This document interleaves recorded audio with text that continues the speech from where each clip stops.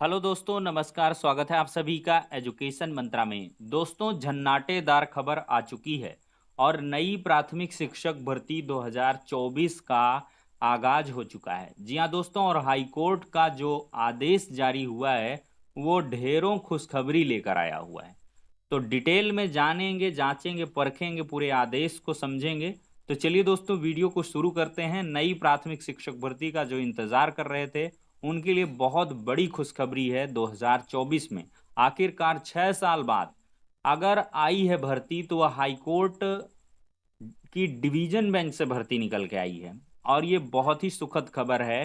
कहते हैं कि जब आपको कहीं से भी रास्ता नहीं दिखाई पड़ता है तो अचानक से कोई ऐसी चीज घटित होती है जिसकी आपको कोई उम्मीद भी ना रही होगी।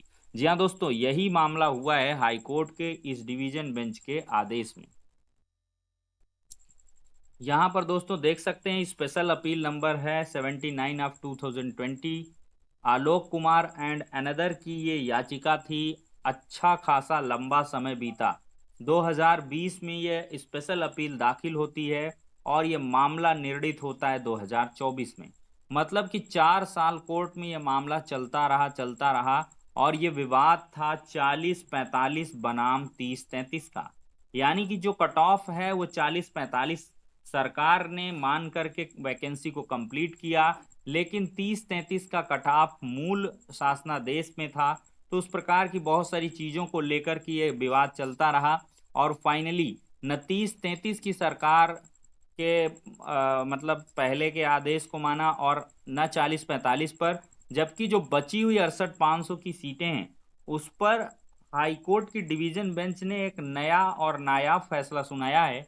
और उसमें यह कहा गया है कि जो भी वैकेंसी बच रही हैं उन पर नई वैकेंसी क्रिएट की जाए, यानी कि न्यू टीचर रिक्रूटमेंट एग्जामिनेशन कराया जाए, यानी कि न्यू एटीआरई एग्जाम कंडक्ट कराया जाए और विद इन 2 मंथ्स कराया जाए।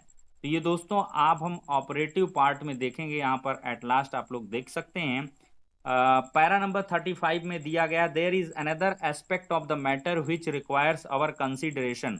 Out of 68,500 vacancies for which qualifying examination was held, only 41556 candidates were qualified।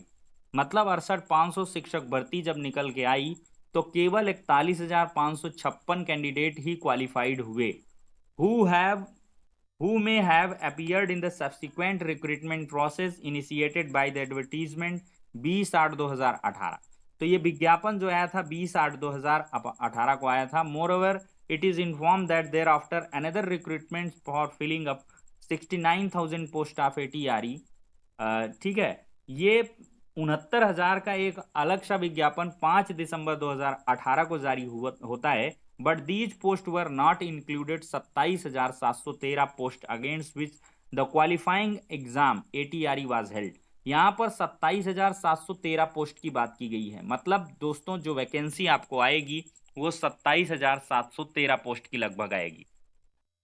41,556 इसमें उत्तीर्ण हुए थे और बाद में मुझे ऐसा लग रहा है कि बहुत सारे कैंडिडेट हैं जिनको रिवाइज आंसर की इस तरह में नियुक्तियां मिली हैं। मे भी ये थोड़ी सी वैकेंसी कम हो जाए। खैर, इनको देख लेते हैं हम लोग। जैसे विज्ञापन सरकार जारी करेगी तो खुद ही क्लियर हो जाएगा, लेकिन यहाँ पर लगभग 22,500 सीट बताई जा रही है कि 22,500 है। चलिए, कुछ भी हो वैकेंसी आएगी लगभग 22,000 24,000 जो भी वैकेंसी। तो यहाँ पर क्या कहा गया है कि यहाँ पर हाईकोर्ट ने पूछा कि आखिरकार आपने 2018 के बाद से कोई एग्जाम क्यों कंडक्ट नहीं कराया एटीआरई का। तो they submitted that there was some litigation pending in respect of other advertisement. तो कुछ ऐसे विज्ञापन हैं जिन पर जो है कुछ लिटिगेशन यानी कोर्ट केसेस चल रहे थे, वो पेंडिंग थे, इस वजह से हमने एग्जाम को नहीं कराया।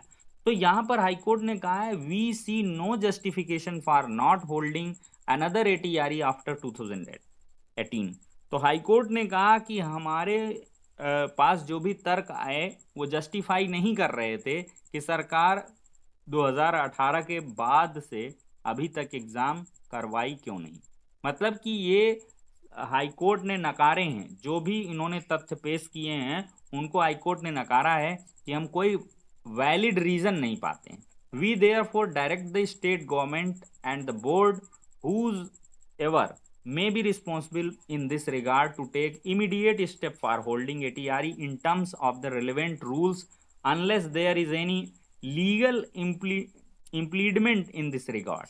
तो यहाँ पर साफ तौर पर कहा गया है कि जितना जल्दी से जल्दी पॉसिबल हो, बिना किसी कोर्ट केस दुनियादारी के परवाह किए आप ATRE को कराइए रेलेवेंट रूल्स के अनुसार, मतलब जो भी रूल्स एग्जिस्ट कर रहे हैं उनके according. We further direct that there is no legal, अच्छा इन्होंने ये भी कहा गया है कि इसमें कोई लीगल इम्पीडमेंट नहीं है, और साथ ही साथ इन्होंने ये कहा है कि ATRE shall be taken with in period of 2 months from today. साफ तौर पर कहा है कि जो एग्जाम है ATRE का हमारे आदेश के जारी होने के 2 महीने के भीतर होना चाहिए। The relaxation of age pertaining to the appellants herein shall be considered as far as it may be permissible as per law। तो एज पर ला जो भी यहाँ पर कह लें कि अपीलेंट्स हैं उनको एज में रिलैक्सेशन दिया जाए, मतलब कि सरकार के कार्य क्षेत्र में अधिकार क्षेत्र में जो भी आता है उसके अनुसार इनको जो है एज में रिलैक्सेशन दे सकते हैं, उसमें हाईकोर्ट का कोई भी ऑब्जेक्शन नहीं है। There are any legal impediments then an advertisement to this effect should be published in at least 2 newspapers। तो उन्होंने कहा है कि कम से कम 2 समाचार पत्रों में इसके विज्ञापन को दर्शाया जाए, so that candidates may at least know as to why the said examination not being held. ठीक है, और साथ ही कहा गया है subject to above all the appeals are dismissed. तो यहाँ पर सारी अपील को डिसमिस किया गया है और इस प्रकार के आदेश पारित हुए हैं। मतलब साफ तौर पर नई वैकेंसी आ रही है और इसका विज्ञापन यथाशीघ्र जारी हो सकता है। अब देखते हैं कि सरकार इस फैसले के अवलोकन के बाद क्या स्टेप लेती है। हाईकोर्ट की डिवीजन बेंच का ये फैसला है और मुझे ऐसा लगता है कि सरकार इस फैसले को मानते हुए बहुत जल्द एक नई वैकेंसी को जारी करेगी।